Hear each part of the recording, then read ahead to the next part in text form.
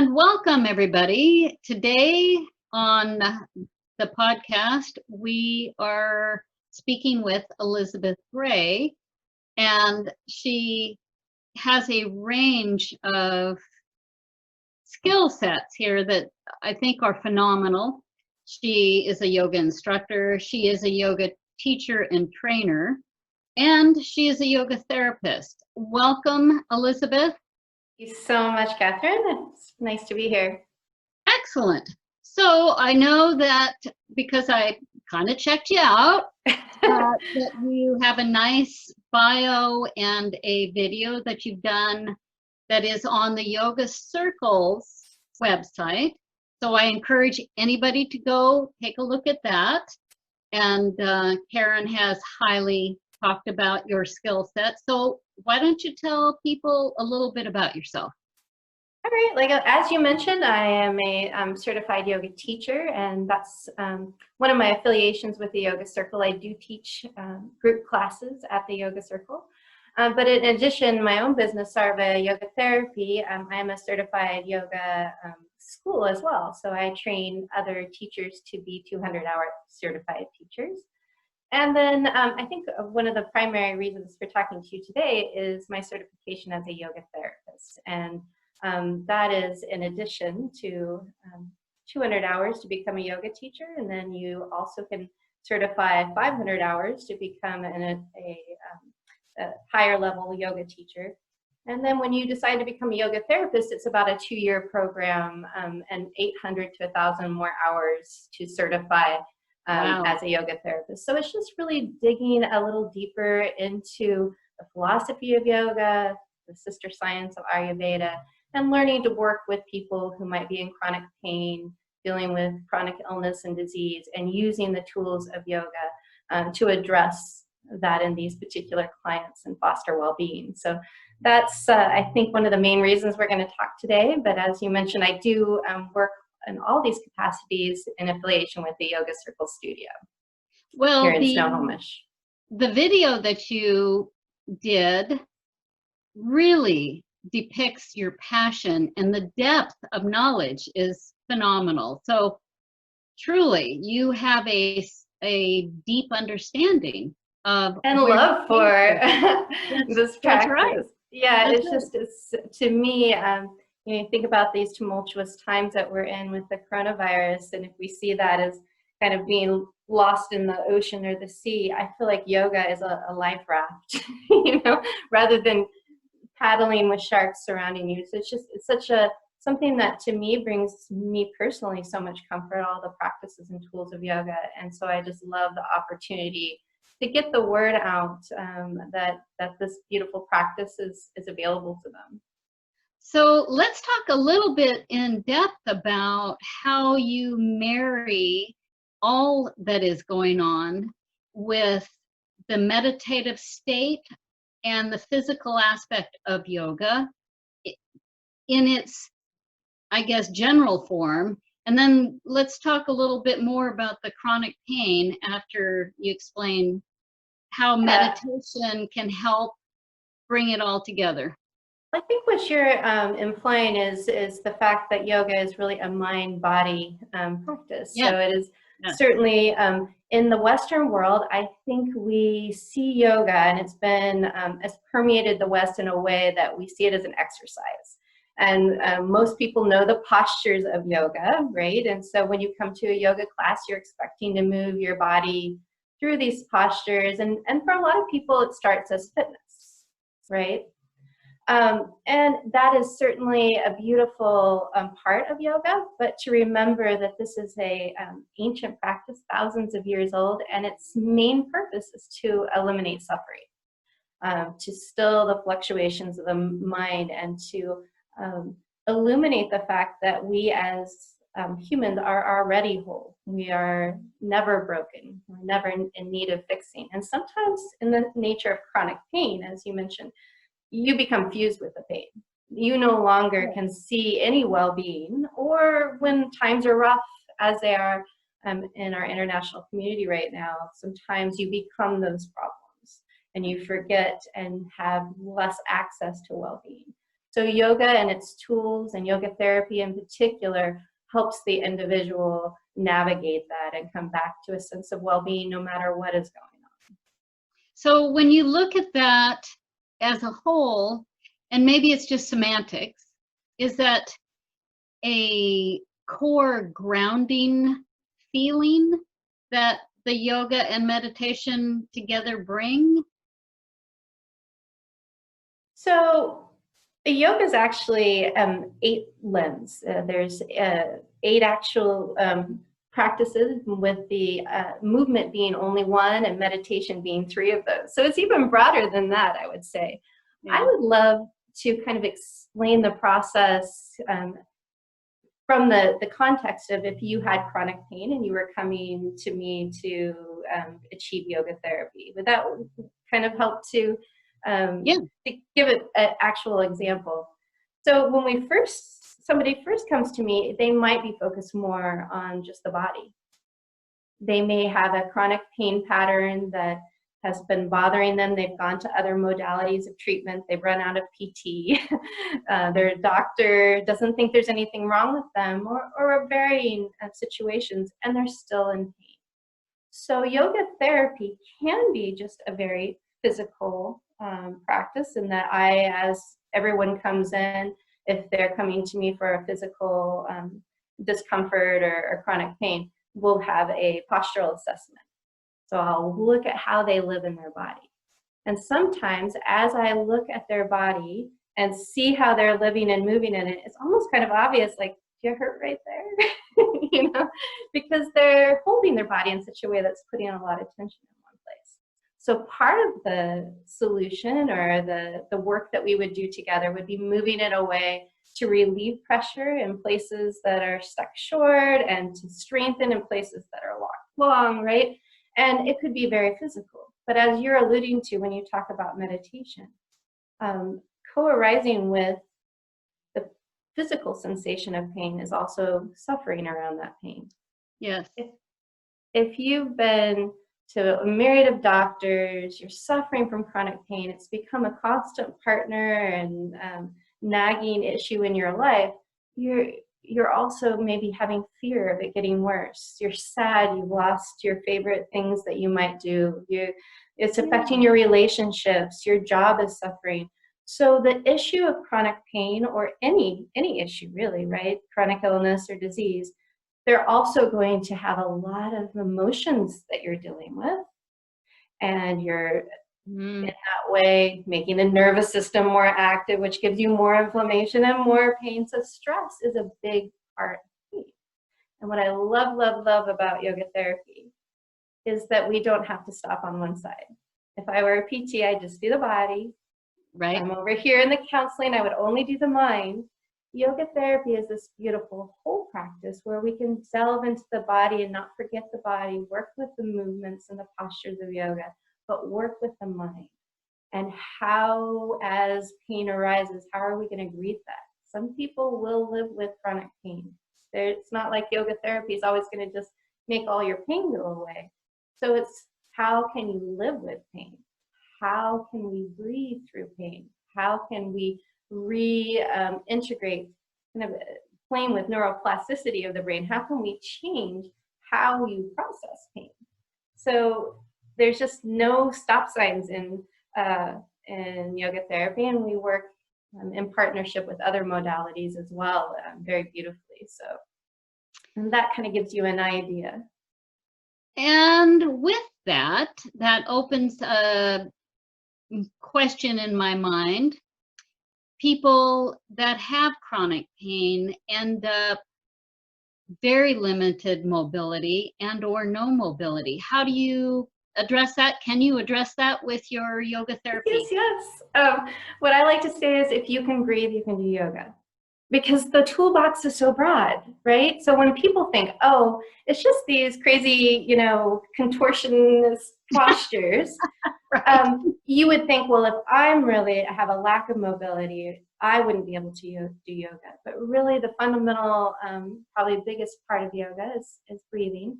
I work with a 90-year-old lady in her home, and she's not she's still very mobile. We still do postures, but it's not the primary thing that we do. So if you can breathe, you can do yoga. And the skill that you acquire as a yoga therapist is to think, how can I modify these tools for anyone and everything? And that's what those 2 years of study help you figure out. It's not, here's a practice, the person fits into it, but rather, this is the person, how can the practices nurture and help bring wellness and balance to them? Now, that also then sends me into a thought pattern: balance, core, the seriousness of how someone ends up feeling isolated and alone when our bodies don't work as fluidly as they used to, or for whatever reason they just don't. I know in the Northwest, we are kind of a hot pot for MS, and nobody quite knows why, but we have a large community in the Northwest of that particular situation. How do you work with people in that function? Well, as I believe I teach a therapeutic class specifically for people with neurological disorders. And as you mentioned, the core group, most of the students do have MS. I also have a student with Parkinson's and PLS as well. With this group, it is more of a chair-focused practice. As students come and go, I might be doing one thing for one student and another for the rest of the group. The class evolved. We've got a core set that is pretty much always there and has been for years, but there are new people who come. Well, let's say that new person's in a wheelchair and can't get out of the chair, can't stand up, can't get onto the floor. That's great. That's fine. Of course, it's not great, but you know what I mean? Well, it's right. It is something that doesn't matter how you show up, we'll figure out how to adapt for you. And again, the movement isn't the primary aspect of the practice. There's breathing, there's awareness. It's where your attention is as we're moving through the practice. It's like always that, can you connect to something that's not sick, not broken, never changing, that's within you? And maybe it's not the movement that will help you achieve that. Maybe for you, it's something else. It's the focus of the breath. It's the awareness of the mind. It's the one thing that I think is really beautiful about my therapeutic class is it's a support group too, right? If you just showed up and you didn't move that's at lovely. all, you're surrounded by other people who are experiencing the same kinds of symptoms and illnesses. We check in at the beginning of class, and a lot of great information is shared. What doctor they're using, a symptom that they're not sure of, and they're asking, does anyone else have this? And then somebody will say, oh yeah, I know about this. This is how it unfolded for me, and this is what I did with it. So it's a beautiful support group. They go for coffee after. They even do coffee Zoom now.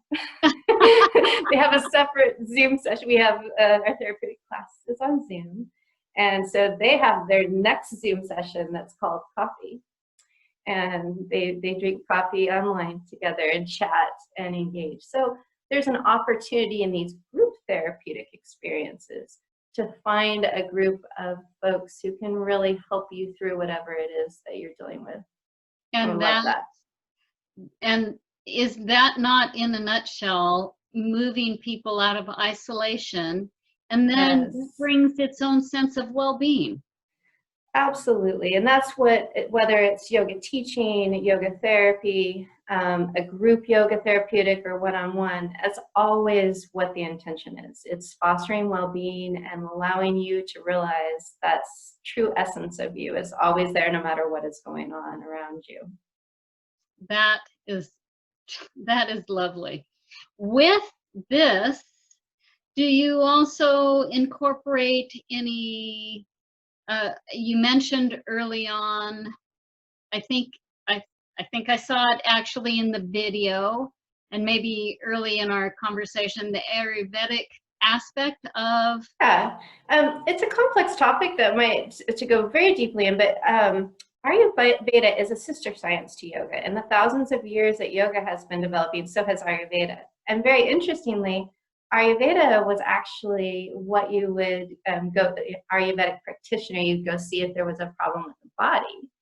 And yoga teacher would be who you go to if you had issues in your mind, which is so different than what we think of yoga as today. That is very different than Western thought. Yes, we don't think of that. But you can imagine that by sourcing the techniques of Ayurveda simultaneously with yoga, we're getting things like perhaps I might even guide you to different ways of life patterns, the food you eat, give you a tea, that would help bring you to balance based off of your constitution in Ayurveda.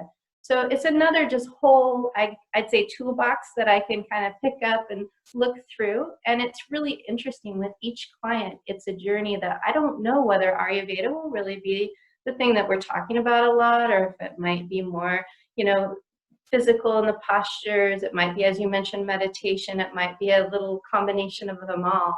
Right. What is so special about yoga therapy? It's just about you. It's whatever you need, it's really me helping you figure out where you want to go and following you. I think a lot of other modalities of treatment are very prescriptive. You go, you put it in their hands, you figure they know more than you, and they say, do this 5 times and drink that and come back and see me later. I feel like Ayurveda is me helping you uncover your own wisdom. Anything that I give you, I want you to own it and know it and understand it and feel it, to where you don't need to necessarily need me. This is yours, So because it's your true essence. Yeah, you are just empowering and helping. I believe yoga is very empowering, and I think in our Western culture we don't have a lot of good skill set and toolbox that's given to us culturally of how to deal with intense emotions, challenging times, and yoga is just sitting there waiting to be discovered. And I'm just so happy I did, and I feel like it's my mission to be like, oh my God, you have to know about yoga. It's this beautiful, beautiful practice that, if you're open to it, I think can help anyone in any particular condition, that whether it's a desire for eliminating suffering or if it's just a desire to cultivate wellness. So to go a little deeper into who you are, how did you come to yoga? What was your path? Well, back in the day, I was just a business person, and then I had my first baby and just closed the door to that chapter of my life and became a stay-at-home mom. And when the kids were old enough to go into the little kid room, it was absolutely glorious to go into the yoga room. It was so quiet. I didn't really care about yoga or know about yoga. I just loved being surrounded by adults, and it was so peaceful and quiet. But then I started really falling in love with the practice, and I'm a little booky and intellectual in my leaning, and so I immediately didn't just do the practice of yoga. I started checking out books at the library while my kids were reading their kid books. Really just started becoming a scholar of the philosophy of yoga, and that's where my real love is. I do love the physical practice of yoga, but it's the philosophy and the access to well-being that I think even I see in my students. That's what really gets people excited and brightens them up and brings them back. It's how they feel when they leave their practice, connected to themselves and connected to well-being. And you can't really say there's nothing more valuable than that, right? So that takes me to another level that you obviously have, or a separate toolbox of the vast amount of information that you have digested by reading, that then makes a bigger picture. Is there a particular book or books that you would recommend for whether they're beginners or not. Right. That would be good for them. Well, the primary book of yoga is the Yoga Sutras by Patanjali, and it outlines the entire philosophy of yoga and the practices of yoga. Would I say, like, somebody who's never done yoga should go pick up the Yoga Sutras? Yes, do, but it's a little heavy, you know. So if it's more just a light-hearted, you know, you're just really trying to cultivate wellness and find books that help guide you to be more present and, again, accessing well-being. I would say, like, Eckhart Tolle's Power of Now. I love Eckhart Tolle. Yes. He doesn't say he's talking about yoga, but he's talking about yoga. Right. Everything's yoga. So that would be one that I would definitely recommend. And of course, you know, the yoga therapy also, it's just years of learning. It's hard to separate one book out of the so many beautiful books that I've read that have added upon himself. It's a journey. Yoga is a journey. I don't know even close to everything about yoga. I have studied for years and years and years, and I'm just, you know, barely learning. You know, there's so much more. It's a lifetime of learning. So I would just say pick up any book about yoga, get started. If you love it, keep coming back, come to classes, come to yoga therapy to find your more personal yoga practice, and just never stop. Just pick up every yoga book there is. And that takes me to, obviously, you are with the Yoga Circle. Yes. And when I watched your video, you said you had a blog. Is there another way people can access you? Is it strictly I don't specifically have a blog, but I do have a presence on Facebook. If you just look up Sarva Yoga Therapy, it will list all upcoming classes and events, the teacher training, and so on.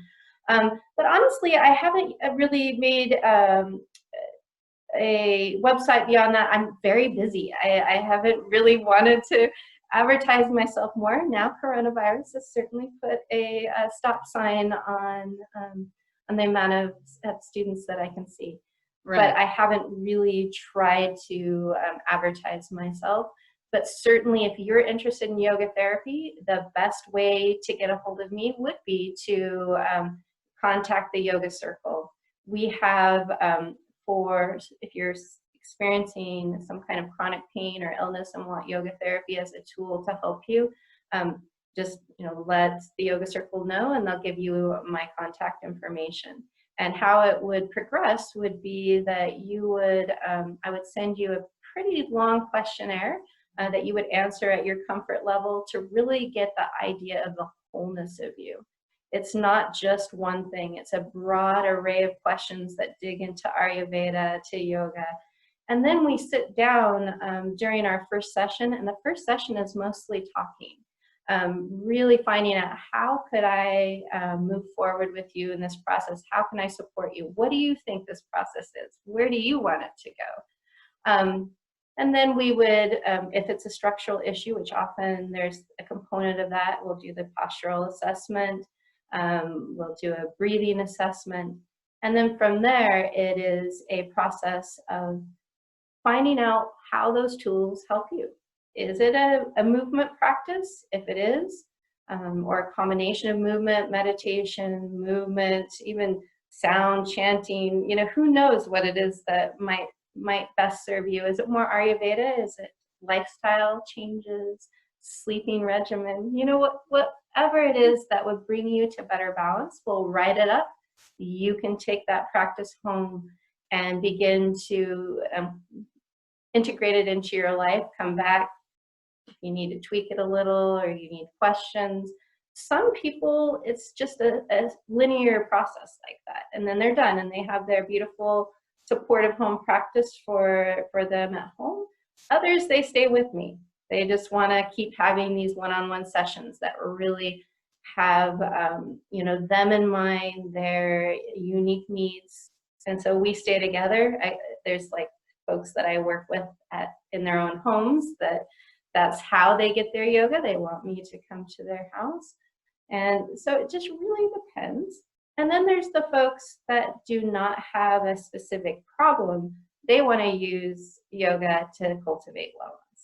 So it might look a very, very similar process, but it's not about the pain process or the illness. It's just about this finding a practice that nurtures you and brings you the most balance in your life. Very individualized.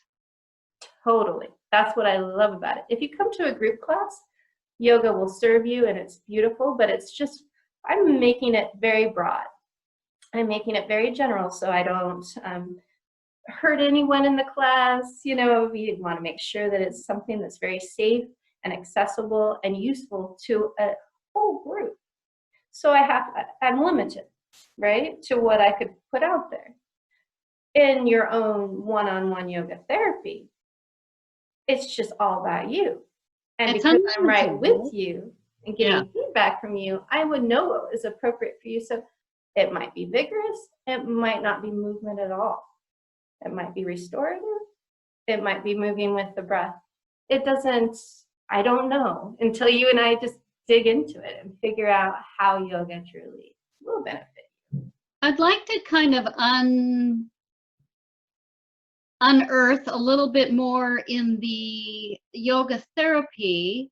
We've talked about chronic illness, chronic pain, and briefly talked about how it affects the emotional body and well-being. How do you address if someone is, whether it's due to chronic pain or just what's going on in the world right now? Absolutely. The stress and the depression, is that also on the questionnaire? Is that something you address individually like that? Yeah, it would depend. It depends on you and whether you wanted to address that. It's interesting. Some people don't know they want to address that, and that's where we go. It's like it's alive, you know? They come in and they just have this thing in their knee, and next thing you know, we're not talking about their knee at all. You know, and then it just depends. But yoga, that's probably the sweetest part of yoga to me, is how effective it is in what the areas you just said. For example, I just taught a series on chronic pain, and I had a whiteboard out, and I was having them tell me the primary symptoms of chronic pain. And of course, that's like, oh, my knee, my hip, fatigue, gastrointestinal discomfort, whatever. And it was very dry in the delivery, and the whiteboard didn't get very full. And then we talked about, well, chronic pain is much more complex than this, isn't it?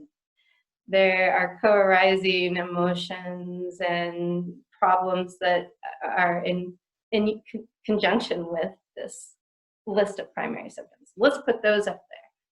Well, my goodness, I had to erase and put more on. Everybody's like raising their hand and talking to each other. The room starts talking, oh yeah, I feel that way too, you know. And I really noticed in that moment, like, those things matter a lot more to them than their pain. Yes, their pain is the triggering problem, but it is the fear and the isolation and the sadness and the depression and the loss of doing the things that you might have done before, the worry that it might get worse, all of those things, that's really powerful. So the tools of yoga that really help, and it's kind of complex to give a little snippet, and hopefully I can do so in a way that's understandable without a longer description, but practices of yoga connect you to a place, again, that's whole and still and unchangeable, from which you can kind of watch things arise, right? So if I use this example, here's my pain or my sadness, and this is me, and I'm just swirling around in pain and suffering. But can you somehow watch the pain from over here, right? Is there something, some part of you, even working with opposites? Where's the very intensity of my pain or my emotion? Where are the edges? Where's the center? What's the opposite? Can I sense well-being somewhere simultaneously sensing suffering? You know, how I breathe through it, how I clue my body whether I'm safe. Can I let my body know I'm safe in the midst of intense suffering? if I can let my body know I'm safe by the way I breathe and a long exhale, can I then maybe calm my nervous system, which then reduces inflammation, which then reduces my pain. It's a whole myriad of beautiful things that can spiral up or spiral down. And so it's giving the students the tools of the breath, the tools of awareness, watching, analyzing, sitting with it, allowing it, not fighting it. It's huge. Yeah. You don't want to be angry, so you're just fighting anger, which makes can you let anger be there? How do you do that? So we work with just a lot of beautiful tools. Maybe it is a posture that helps you sit with your pain, a beautiful restorative posture with breath. But maybe it doesn't even have to be a movement at all. Right. So there's just no stop sign to what yoga therapy can look like, where it might be more predictable what a yoga class would look like. I do think we're lacking a bit in teaching our young people, and then we grow up to as adults with very few tools to deal with challenging times and strong emotions and just the overall stress that's presented in our lives. And that is where yoga is absolutely phenomenal.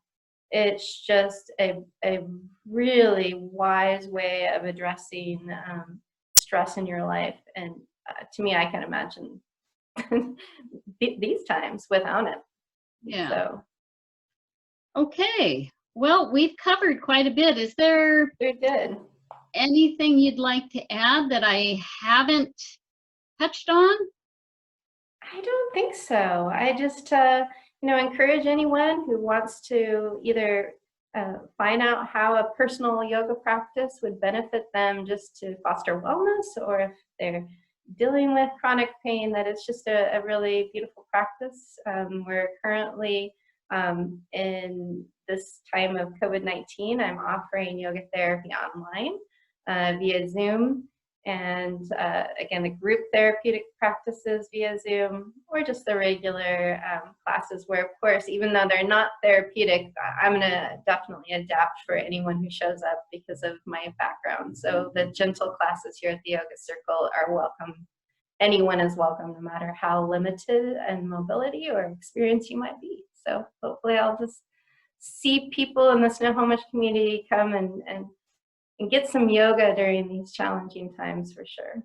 Well, on that note then, I thank you for being with us. And once again, we're speaking with Elizabeth Gray and her multi-talent and toolboxes. Everybody just check her out. Go look at her video. It's awesome.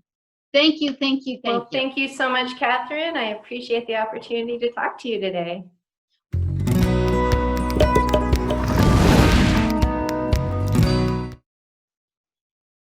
Hey everybody, if you have enjoyed this video and you've seen some of the others, please give it a like and be sure to subscribe to the channel for future interviews that are coming up, and learn more about the local practitioners you live around and with here in Snohomish. Thanks.